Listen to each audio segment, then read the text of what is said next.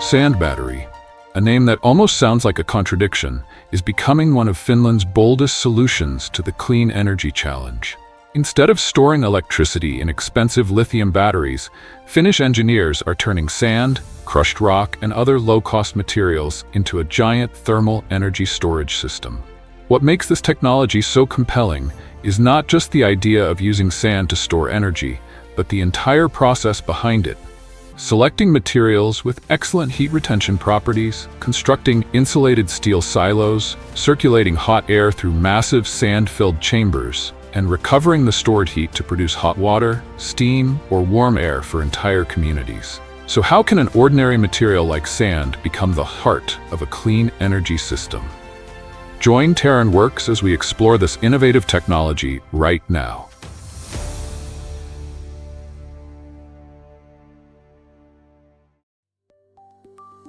A sand battery is a thermal energy storage system in which surplus electricity from wind power, solar energy, or the electrical grid is converted into heat and then stored in sand, crushed rock, or similar materials inside an insulated silo.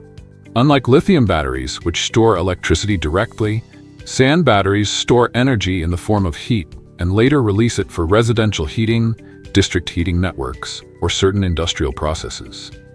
The idea of storing heat in inexpensive materials is not entirely new. However, modern sand battery technology only began attracting significant attention when Finland commissioned the first commercial system in Kankaanpää in 2022. Since then, sand batteries have emerged as a promising new approach to the challenge of clean energy storage. However, sand batteries are not yet a widely adopted technology around the world. Unlike lithium batteries, pumped storage hydropower, and other established energy storage systems that are already deployed in many countries, sand batteries are still in the early stages of commercialization, with Finland standing out as the clear pioneer. In Finland, this technology has already been integrated into district heating networks, particularly in Kankaanpää and Pornainen, where industrial-scale systems have begun supplying heat to local communities. This demonstrates that sand batteries are no longer merely a laboratory concept, although they have yet to become a mainstream global solution. At present, sand batteries can be seen as a trailblazing technology, adopted by relatively few countries, yet offering enormous potential in regions with cold winters, abundant wind and solar power, and high demand for heating. The reason Finland became one of the first countries to test and adopt sand battery technology is not a matter of chance. It is deeply rooted in the country's living conditions and energy needs. Finland experiences long, harsh winters, creating a consistently high demand for heating in homes, schools, hospitals, and residential communities. At the same time, the country has been rapidly expanding its wind power and other renewable energy sources. However, wind and solar energy do not generate electricity consistently according to human demand. There are periods when surplus electricity becomes abundant and inexpensive, while at other times, especially during the cold season, the demand for heat rises sharply. Sand batteries offer a way to connect these two challenges. Excess electricity can be converted into heat, stored in sand, and then released into district heating networks whenever it is needed. For Finland, this is more than just a new technology. It is a practical strategy for reducing dependence on fossil fuels, stabilizing heat supplies, and making better use of the growing amount of clean electricity generated each year. The first step in the operation of a sand battery is capturing surplus electricity from renewable energy sources. In Finland, this electricity may come from wind turbines, solar power installations, or the electrical grid during periods when generation is high but demand is low. Instead of allowing this excess electricity to go to waste or selling it at very low prices, the system channels it into the sand battery as an energy input. This is where the technology demonstrates its ingenuity. Rather than attempting to store electricity directly, like a lithium battery, it prepares to convert surplus electricity into heat. In other words, a sand battery begins operating during those moments when clean energy production exceeds what people currently need. Once the surplus electricity is fed into the system, the next step is to convert that electricity into heat. Essentially, the electric current passes through electric heating elements, similar in principle to a large-scale resistive heater, to heat air or a circulating gas within the system. At this stage, the electrical energy is no longer stored as electricity. Instead, it is transformed into a stream of high-temperature thermal energy. This hot airflow then becomes the system's energy carrier, transporting heat deep into the sand or other storage materials. This is a crucial step because it largely determines the overall efficiency of the sand battery. The more effectively electricity can be converted into stable heat, the greater the system's ability to store clean energy for extended periods without relying on expensive chemical batteries. Once the hot airflow has been generated, the system begins directing it deep into the mass of crushed rock or sand-like storage material contained within the silo. Rather than heating only the outer layers, the hot air is routed through a network of pipes and distribution channels, allowing heat to spread evenly throughout the material. The small rock particles absorb thermal energy, much like millions of tiny heat-retaining bricks, gradually accumulating energy over hours of operation. A key factor at this stage is ensuring that heat is distributed evenly and consistently. If only certain areas become excessively hot, the overall storage efficiency of the system can be reduced. Through the continuous circulation of hot air, the entire mass of storage material gradually transforms into a massive thermal reservoir, ready to retain surplus energy generated by wind and solar power.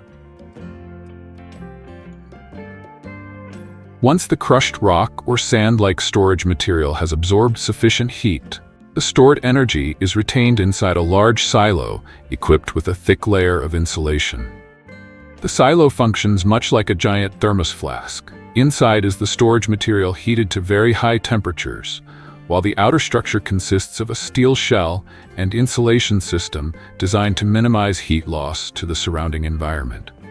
Thanks to this design, thermal energy can be stored for many hours, days, or even longer, depending on the size of the system and the intended use. This is one of the key features that distinguishes a sand battery from other energy storage technologies. It does not rely on complex chemical reactions or scarce metals. Instead, it takes advantage of the durable heat retention properties of inexpensive materials.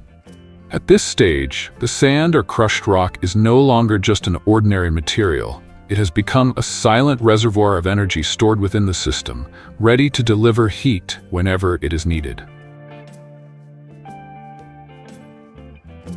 When a residential area or industrial facility requires energy, the sand battery enters its discharge phase. At this stage, the system sends a stream of cool air through the mass of heated sand or crushed rock stored inside the silo. As the air passes through the hot material, it absorbs thermal energy and becomes hot itself before being directed out through a heat exchanger. From there, the heat can be used to warm water for district heating networks, generate steam for industrial processes, or provide stable thermal energy for various applications that require consistent temperatures. This is the moment when stored clean energy is actually delivered into real-world use.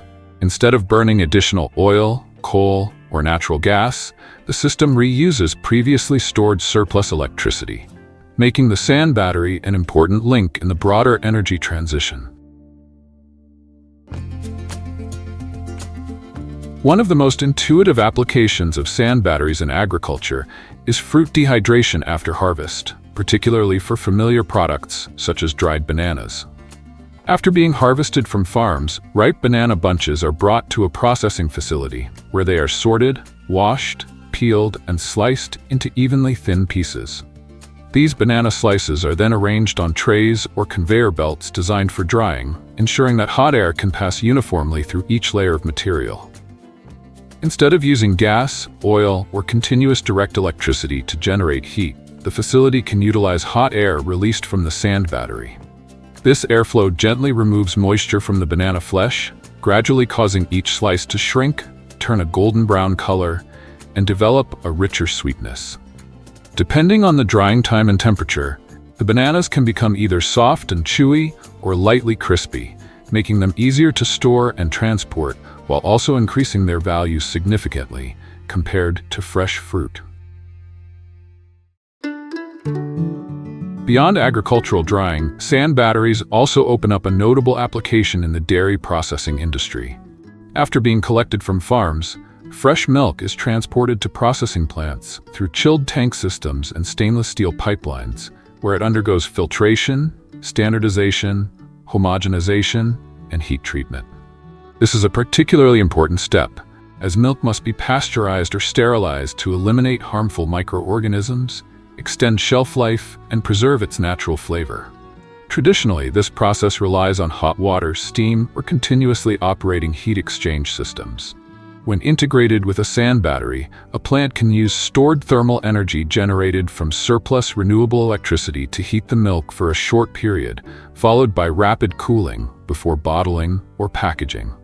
In this way, each carton of milk becomes not only a product of dairy farming, but also part of a cleaner processing chain, one in which renewable energy is directly converted into heat for everyday food production. Another potential application of clean heat is aquaculture in cold climates, where water temperature can directly influence fish growth rates. Many land-based fish farming systems already take advantage of geothermal energy to maintain stable water temperatures, particularly in Atlantic salmon hatcheries. When water is kept at optimal conditions, the development process from eggs to juvenile fish can become faster and more consistent, instead of being entirely dependent on outdoor temperatures.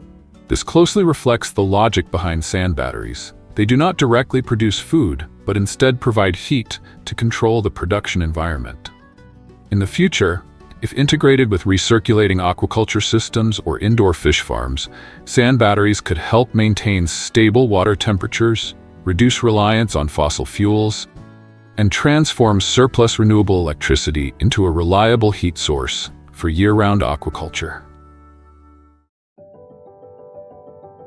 What makes sand batteries particularly remarkable is their ability to store heat at very high temperatures. In the first system in Kankaanpää, Finland, the sand inside the silo can be heated to around 500 to 600 degrees. At this level, the sand is no longer just a simple filler material. It becomes a massive energy reservoir. Thanks to the surrounding insulation layer, this heat can be retained for extended periods and later released when the town needs heating or when industrial facilities require a stable thermal energy supply. In everyday life, the greatest benefit of sand batteries is that they help people use clean energy more efficiently. When wind or solar power generates more electricity than is immediately needed, a sand battery can convert that surplus electricity into heat and store it for later use. As a result, towns can heat homes, schools, hospitals, and residential areas without relying heavily on oil, gas, or coal. For industrial facilities, this stored heat can be used for drying, pasteurization, or producing hot water and steam for manufacturing processes. Sand batteries also have the advantage of using inexpensive, widely available materials, making them less dependent on rare metals compared to many chemical batteries. Although still not widely adopted globally, this technology offers a simple yet intelligent way to store renewable energy. Despite its potential, sand batteries are not a perfect solution for all energy needs. The main limitation of this technology is that it primarily stores energy in the form of heat, making it most suitable for district heating, greenhouses, factories, or other processes that require thermal energy. It cannot directly replace electrical batteries used in cars, smartphones, or household devices. Converting heat back into electricity is also complex and typically results in significant energy losses. In addition, efficient operation requires large silos, strong insulation systems, heat exchange pipelines, and a stable network of heat consumers. Sand batteries may not be the most eye-catching technology in the clean energy race. They don't shine like solar panels, spin dramatically like wind turbines, or appear as compact as lithium batteries. Yet sometimes, major changes begin with very ordinary things: a pile of sand, a steel silo, and the idea of preserving energy that would otherwise be wasted. From heating towns, powering greenhouses, and drying agricultural products to supporting industrial processing, sand batteries highlight a future where the challenge is not only producing more electricity, but also storing and using it more intelligently. The world is entering the era of renewable energy, where solar and wind power are taking up an increasingly large share of global electricity generation. Each year, humanity consumes more than 27,000 terawatt-hours of electricity, an enormous figure equivalent to trillions of kilowatt-hours, and this demand continues to grow. In Europe alone, renewable energy accounted for over 40% of total electricity generation in 2023. But this rapid expansion comes with a paradox that modern power systems have yet to fully solve. Solar power is only available during the day, and wind power only when the wind blows, while electricity demand fluctuates constantly from hour to hour, even minute to minute. As a result, there are times of massive oversupply and others of severe shortages. This paradox places enormous pressure on the power grid. Without effective storage solutions, a significant portion of the tens of thousands of terawatt-hours of electricity produced each year would be wasted. Yet storing electricity at this scale is far from simple. Lithium batteries can do it, but the costs are extremely high and scaling them to a national level is nearly impossible. And that's when engineers turn back to a solution that seems almost traditional, yet remains the most effective: using water. From this idea, the concept of a natural battery was born, and Limern is its answer on a massive scale. Built deep within the majestic Alps of Switzerland, Limern is one of the most ambitious large-scale energy storage systems ever created by humans. Instead of generating electricity in the traditional way, this facility operates like a giant battery, capable of storing up to 34 gigawatt-hours of energy by pumping water uphill and releasing it when needed. When the grid has excess energy, water is pumped from the lower Limern Reservoir up to Lake Mutsi at an elevation of over 2,400 meters. When demand rises, this water rushes back down through turbines, generating electricity almost instantly with an efficiency of around 75 to 80%. Behind this system is the energy company Axpo, working alongside dozens of leading engineering contractors across Europe, with more than 1,000 engineers and workers operating continuously under harsh conditions for nearly a decade. Construction began in 2008 and was completed between 2016 and 2017, with total investment exceeding $2.3 billion. At the core of the entire system is a height difference of up to 630 meters between the two reservoirs, a gap large enough to generate immense potential energy, effectively turning the entire mountain into a true natural battery. But what truly sets Limern apart is not just its scale, but its role. This is not a conventional power plant. It is part of Switzerland's long-term strategy to become a battery hub for Europe, helping to balance the electrical grid across the region. But to turn an entire mountain into a battery, the first challenge wasn't the technology. It was simply getting people and machinery up there. The Limern construction site wasn't located on flat ground. It was suspended at an altitude of over 2,000 meters in the Alps, in a place that was almost completely isolated, with no road access. This made logistics one of the most difficult problems of the entire project. Instead of trucks or conventional transport routes, engineers had to build an industrial cable car system nearly 4 kilometers long, spanning steep mountain cliffs. This system could carry loads of up to 20 to 30 tons per trip, including drilling machines, steel, concrete, and all the necessary construction materials. In areas where even cable cars couldn't reach, helicopters were deployed.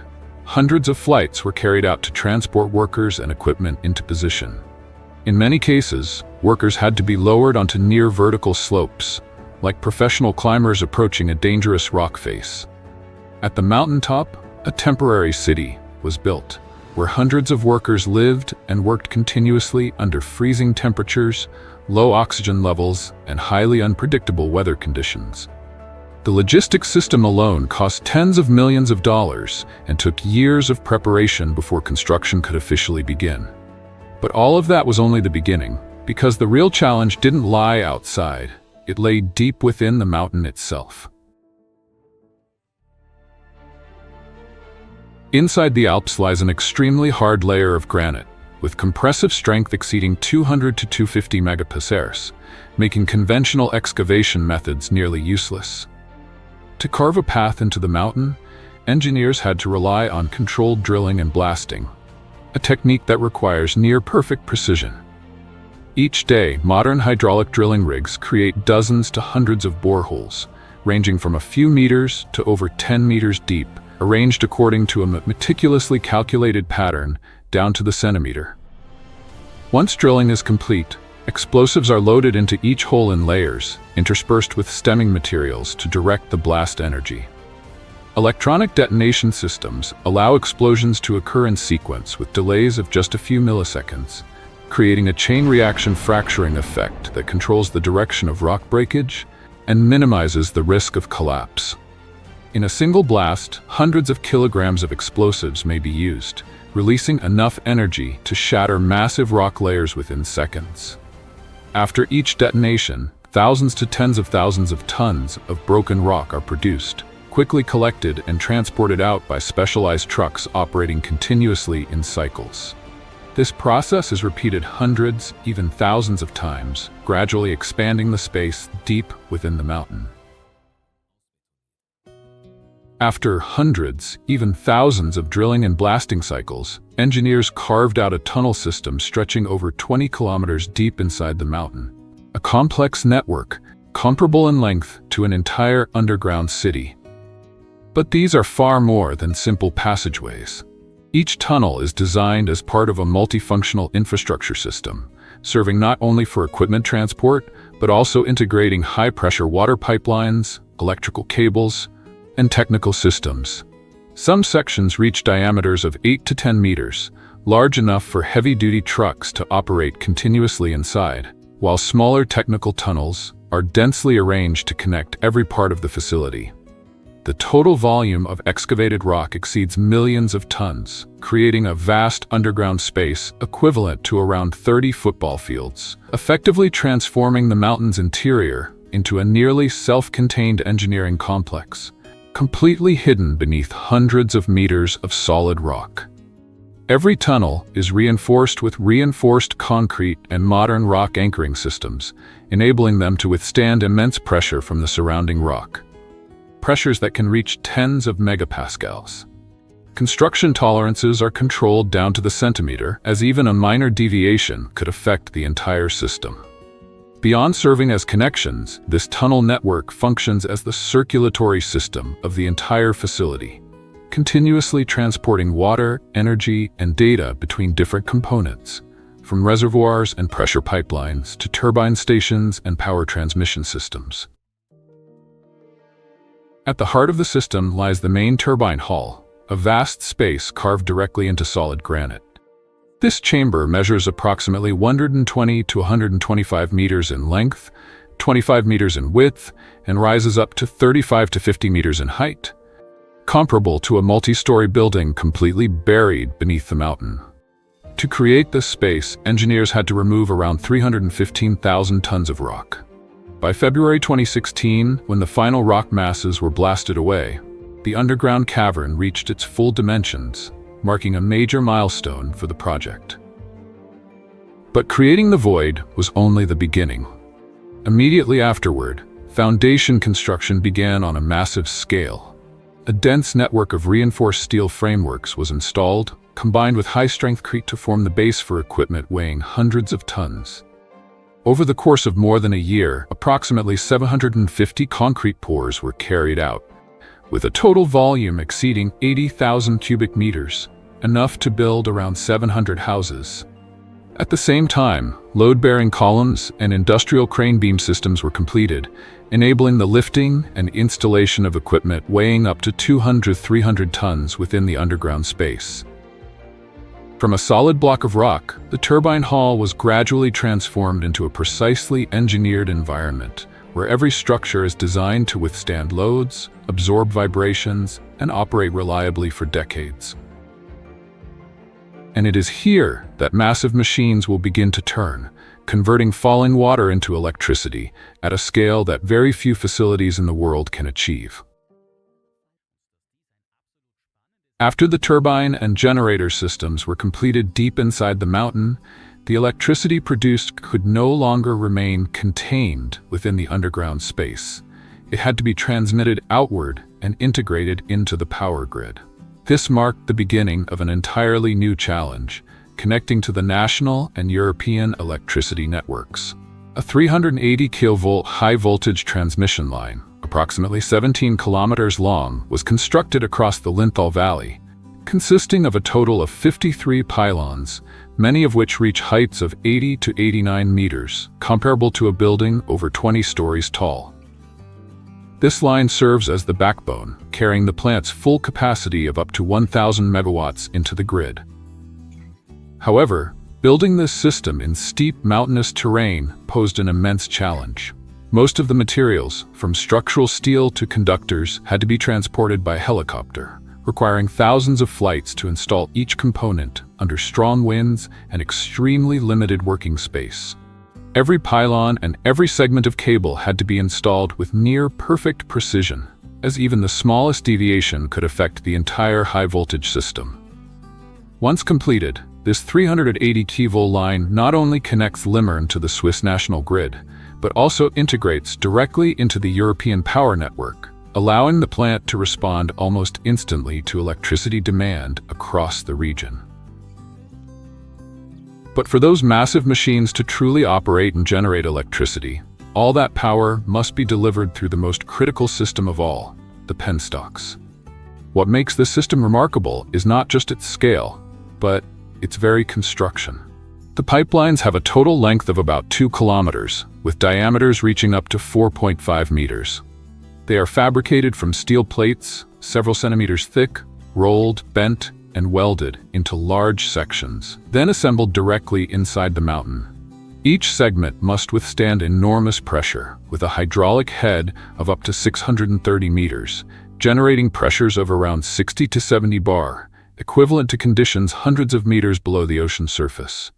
As a result, the steel structure is designed as a multi-layer reinforced system, combined with welds of near-perfect precision. The entire inner surface is coated with specialized anti-corrosion materials, reducing flow friction and protecting the metal against high-pressure water environments over decades of operation. At points of maximum stress, the pipe wall thickness can reach 30 to 60 millimeters, strong enough to resist forces equivalent to thousands of tons of water continuously pressing from within, as the flow speeds can reach 20 to 30 meters per second.